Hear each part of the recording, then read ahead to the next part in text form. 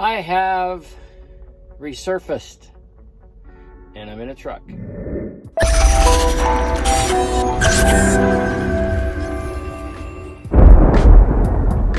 So, it's funny.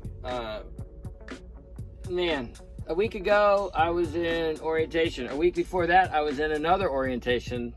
And a week before that, I was with Night. So a lot has happened since the beginning of the third week. So it has been a whirlwind, let me tell you. Oh my gosh. So anyway, so I said, oh Lord, that last orientation was, some people call it welfare express, they just don't pay. And I just said, oh God, just find me something way better than this. And that was my first day of orientation. I was like, I gotta get out of here. This feels terrible. If you've been following me, the last video before the tribute to the American trucker, that's pretty much what I was saying was, I gotta get out of here. So the Lord answered my prayer. Yeah, His voice came in through a lady recruiter, a broker recruiter by the name of Nancy. And I said on my first day, Nancy, you got to get me out of here before day 3. And day 3 is early in the morning, day 3. Because once they give me an offer, I feel like I got to stay here. Because I didn't want to be out of the truck too long, or I was afraid I wasn't going to want to get back in it. Because it's just it's an easy lifestyle to get out of, because you're basically living in a truck for 2-3 weeks at a time. And it's a big sacrifice, but I have a commitment I wanted to do for 2 years. See what it was that my brother went through. I mean, let me tell you, I think I found what I'm going to be doing for videos going forward is I'm just going to be explaining to you what my experiences are, and then what the basic American trucker has got to go through. And I've got some truckers that actually follow me. I don't know why, because I'm certainly not going to teach them anything, but maybe they get a kick out of what I'm going through. I was talking to one today, so let me bring you up to speed. Oh wow, my brother works for this company. This is cool. My brother works for that company right there. That's cool. Yeah, that's neat. My younger brother works for that company. It's he does pneumatics, so that's pretty cool to see that. Makes me feel like he's right here. I actually got to spend a little time with him. So let me bring you up to date, because I know you've been wanting to know. Well, at least I hope you've been wanting to know. Where am I now? So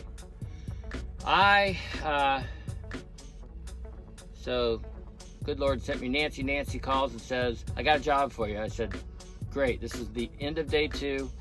I can't talk to you now. I got to go back up in orientation for a class with Western Express, and then as soon as I get done with that, I'll be right out, because I was stuck in a class I couldn't get out of.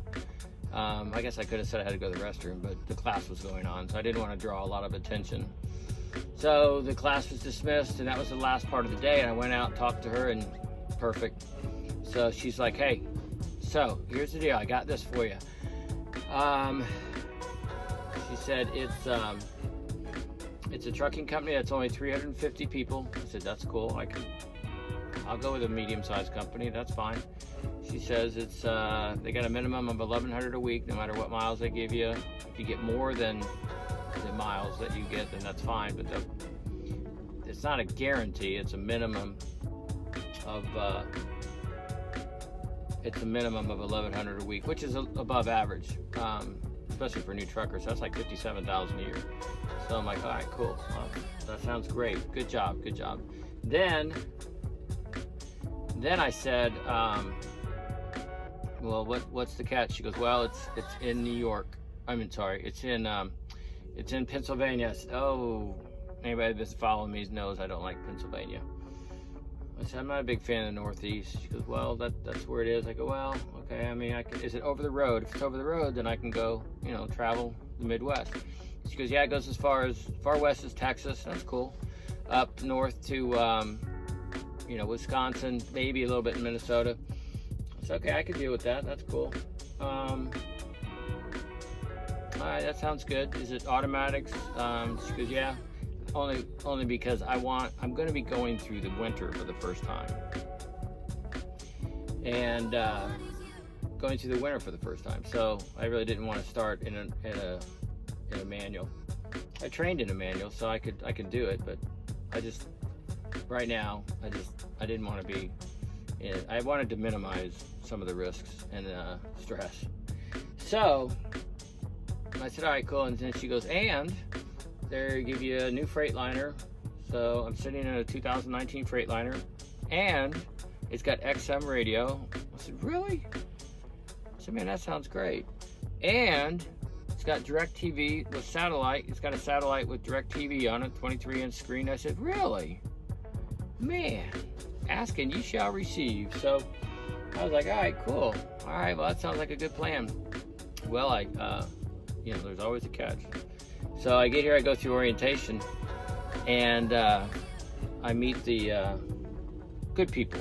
Good people, though. I mean, you're still a number until they know who you are. 350 trucks is still a lot of trucks, but I got to meet upper management, and they speak to you. Like if you got to call payroll, you call John, and it's kind of cool that it's not just a department; it's probably one person. Met HR, met safety, met the service department is very well organized, and they've got it pretty well organized, for as organized as trucking can get. Let me tell you, it's anybody that's watching that's a trucker knows. Be careful, it's not that good. I mean, because there's just so much stuff that goes wrong. I'll explain here in a minute. So I'm like, okay, cool. Well, so I get through orientation, and then it is forced dispatch. Now, forced dispatch, for those of you who don't know, you pretty much, when you get a load, you got to take it. And of course, there's always circumstances where you can back out of it, and that's what the minimum can be. You can be disqualified, DQ'd, they call it, if you don't accept a load, or if you don't do your home time over Saturday and Sunday. Because they mostly want to run hard during the week. And even if I go out for 3 weeks or 6 months, I still get 2 days when I come home. So I ain't gonna be going out for more than 2 or 3 weeks at a time, because I'll want a break. And 48 hours is a pretty short break, but that's okay. So I said, all right. I said, I knew you don't know what you're gonna get until you kind of go through it. So that's another reason. Kangaroo trucker, the kangaroo is not supposed to mean job hopping, but in the last 3 weeks, that's exactly what it meant. And so I feel like I'm getting settled, but here's the catch. Right now, I am in New York. I know. I'm gonna love Pennsylvania after you hear this. So yes, I am over the road, but a lot of their freight comes out of the Northeast.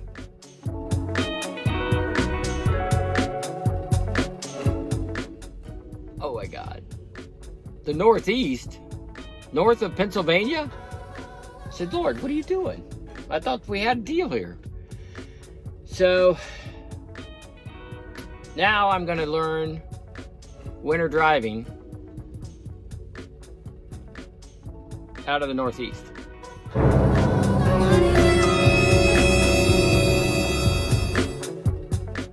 That don't sound right. So I don't think that's going to be a problem. And I'm really excited about that part of it. The thing I'm not excited about is the Northeast, and some of you guys I've already talked to, so I'm going to try to get my GoPro set up for some of these Northeast accounts that I got to go to. So tomorrow morning, this is my second load. First load was in southern Indiana, and it wasn't too hard. And then I had to go up through this little town, which made me feel like I was in Chicago. The truck route kind of took me through a neighborhood, and that was tight. And there's a guy out there that he was blowing his leaves, and this is in Indiana. He's throw his arms out like, "What are you doing here?" And I just put my arms out like, "I don't know," because that's what the blue line told me to go on my Ram McNally. So sorry. and I'm looking at him and trying to look at the back of my trailer and make sure it doesn't take out his car. So I got through there, and then when I got to the shipper, it said, hey, don't go through that neighborhood, go out this way. I'm like, well, that would have been nice for Ram McNally to know that.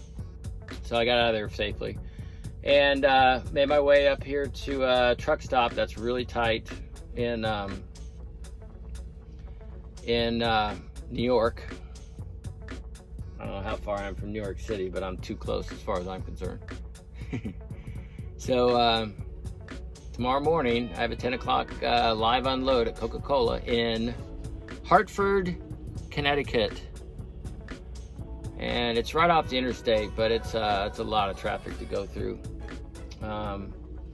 So I'm gonna what they call it, trip planning. I'm gonna really look at the map close, make sure I got a good handle on it, and I think I do. I've looked at it about 6 times so far. I'll study it tonight. I get up and it's only 105 miles away from here. It's 2 hours, but I'm gonna assume it's gonna take 3 hours to get there because of traffic. Probably plan 3.5 hours just to be safe. I'm gonna go ahead and fuel up, so hopefully they'll give me a load out. So I have a feeling I'm gonna be slingshotted back up into the Northeast to grab a load and then run long. And if that's what it is, that's what it is. If it gets to be too much where it's taking the fun out of it, and I don't mean fun, but I mean if it's too stressful for me, I'm sorry. But the Kangaroo's gonna have to move on. That's just the way it's gonna be. So it's a nice vehicle. I'll let me give you a tour. So what's neat is there's a function on here called standby mode, where the engine may start or stop automatically. All by itself, it'll just start when it feels the battery's getting too low. And it doesn't have an APU on it. I don't know what they call it, but it's basically, I can have an air conditioner or a heater running without the truck running.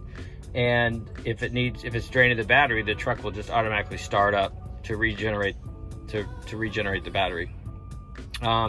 One thing that's new is this thing right here. It's called a Qualcomm. A lot of experienced drivers are very familiar with it. It's kind of like one of the first e-log systems, so they know it pretty well. But some of the truck drivers that I keep in touch with are, let's see, where's my logs? So this is a paper log, and this is the way they used to do it before. I think it's actually this year, December 1st, every truck has to be on paper log. I'm sorry, e-log, electronic log, where all this information is already in there. So you don't have to write it down, but you have to write it down every day. And you can see here with some of the scratches I messed up, and then I had to do a YouTube video to figure out how to do it. But basically you're just tracking everything that you do. So it's kind of interesting. I did a little better the second day. I'm shut down now. But I think tomorrow my logs might be working, because there's a navigation system on here too that's up and running. But so they got that part fixed. But I use my own Ram McNally. So I got that going for me. But one of the truckers that's got experience said he loves e-logs, and I could see the benefit there, because you can be a little more liberal with your schedule, and it's really hard to identify. And I still don't understand how some people do 2 logs, but there's a way that they can really maximize their time, get like 5,000 miles a week as opposed to 3,000 miles a week, 3,500 miles a week. Anyway, so this is my truck. It's got XM radio on it, and turn some of these lights on. So yeah, this is back here. I got lots of room up there for storage. It's got the direct TV. There's the TV. I don't really have it on. I don't watch too much TV, but it's nice if you're stuck somewhere, you can watch it. So that's cool. Lots of space. It's got a refrigerator, which is really nice. Got a refrigerator. I don't know if my light's going or what. I don't really have much in there but protein drinks. I got a piece of chocolate cake in there. Don't I eat healthy? So it's got nice storage for hanging up. I got my coats, long sleeve shirts in there. All my cigars up here, occupying that space. Very important. And this is just kind of like a food pantry I got up here. I don't know if you hear that noise, but that's the satellite TV kicking around. So yeah, it's nice. I'm gonna go in, get in the shower and clean up. Get in the shower, clean up. There's another driver I was talking to from, oh, where am I? The company's called Metropolitan Trucking out of Pennsylvania, out of Bloomsburg, Pennsylvania. And they run all Freightliners. They have 2018, 19, and 20s. The 20s are just now coming in. This is a 2019. It's got 165,000 miles on it, so they run these trucks. So I'm here to work. It's the whole reason I'm going to be away from my family. I don't want to just live in here and not get any runs. I want to run. So I think they're going to run me pretty good. So we'll see how it goes. The tough part's going to be learning how to deal with the traffic and the lack of parking in the Northeast. That's the thing I hate the most about it. So I hope that's not too much to kill the deal. I want to try to stay here at least till February. That'll give me my 1 year in. But honestly, if it doesn't work out, it doesn't work out. This is an adventure. This isn't a prison term. So one thing that's cool about the truck is it's 63 miles an hour with your foot to the floor, but it's 65 if you go on cruise, and you can get up to 68 miles an hour. It's a passing gear kind of a thing that you use when you're wanting to pass another truck, and that's a good, helpful tool. I have 30 minutes of going fast that I can do.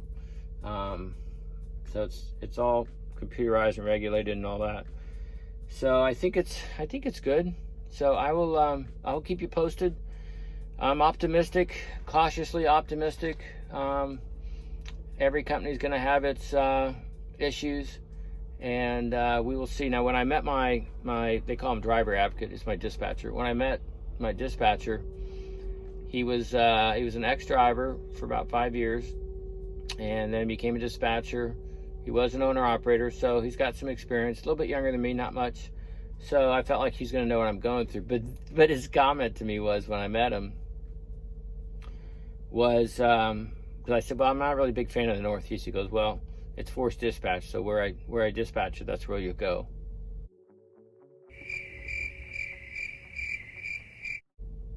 Okay. And then he said, if you need me, unless it's an emergency, don't call me. Use the messaging system. Oh, okay. Good to meet you. So we'll see how that goes. I did actually finally have to talk to him Monday because the Qualcomm went down, and I really wasn't sure if the messaging system was working, because I was sending him messages and I wasn't getting a response. So I called him, but that was over the weekend. So he didn't call me when he got in Monday, and I figured, well, I better call him to make sure I'm okay to go, because I'm not plugged into the system. And we actually had a pretty decent conversation. I think the thing is as long as I'm not needy, he's got a lot of needy drivers that like to talk, he said. So I can see why he doesn't want, because he's got 37 other drivers that he's got to manage on a day-to-day basis.